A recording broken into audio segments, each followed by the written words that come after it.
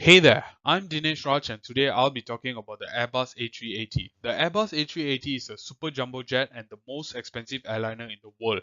Many airline operators carry the A380 aircraft. Some of it are the British Airways, Malaysia Airlines, Singapore Airlines and Etihad Airways. The A380 is a double-decker passenger airline and the only aircraft where the passenger seats run the full length of the cabin space. The cabin area stretches to a length of 50 meters with a width of 6 meters, allowing it to carry 850 passengers. The business and first class of the A380 oozes with luxury and comfort.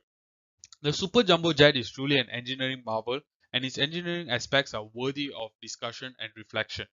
Without doubt, the world's largest airline will require the world's largest wing. The wing must provide enough lift to carry 560 tons of passengers and machinery. If the wings are built to conventional methods, the A380 will be too large to fit into most airports around the world. Conventional wings also have a spiraling whirlpool at the outer edge of the wings, known as wingtip vortex. These vortices disable the wingtips from providing any lift and makes the wing longer than necessary.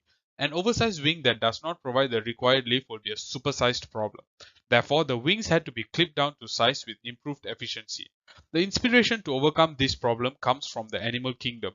A steppe eagle has wings that are adapted to provide maximum lift with minimum length. The eagle's winglet allows for this. This same concept of winglets will be adapted onto the A380. This genius solution shortens the A380's wings, increases lift and overcomes worries of wingtip vortices. Solving one problem delivers another. The massive aircraft will burn massive amounts of fuel to fly. This can be very cost consuming in the cutthroat airline business. Therefore, the A380 needs to be put under a strict diet to keep its weight to a minimum without making it too fragile. The A380 needs an outer shell that is strong enough to withstand high impacts yet be light enough.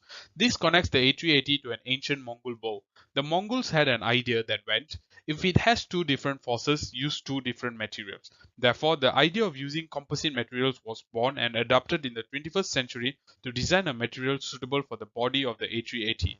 Aluminium was a suitable material, but it had flaws. If it's too thin, it could not withstand high impacts. On the other hand, if it was thick enough to withstand high impacts, it would be heavy. Therefore, the engineers and designers required a material that was lightweight yet strong.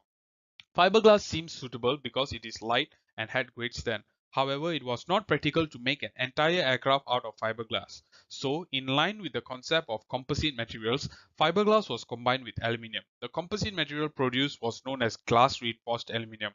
While the aluminium provided stiffness, the fiberglass provided the strength needed to withstand high impact forces. The material was also 25% lighter, which made the A380 a better fuel consumption than a family car per passenger. In conclusion, it is important for engineers to continuously learn and upgrade themselves. Constant learning will help engineers to innovate solutions from various sources and inventions. An innovative mindset is very important for an engineer in the 21st century. Only with this mindset can problems be constantly resolved the best possible way. Thank you. Hey there, I'm Dinesh Raj and today I'll be talking about the Airbus A380. The Airbus A380 is a super jumbo jet and the most expensive airliner in the world. Many airline operators carry the A380 aircraft. Some of it are the British Airways, Malaysia Airlines, Singapore Airlines and Etihad Airways. The A380 is a double-decker passenger airline and the only aircraft where the passenger seats run the full length of the cabin space. The cabin area stretches to a length of 50 meters with a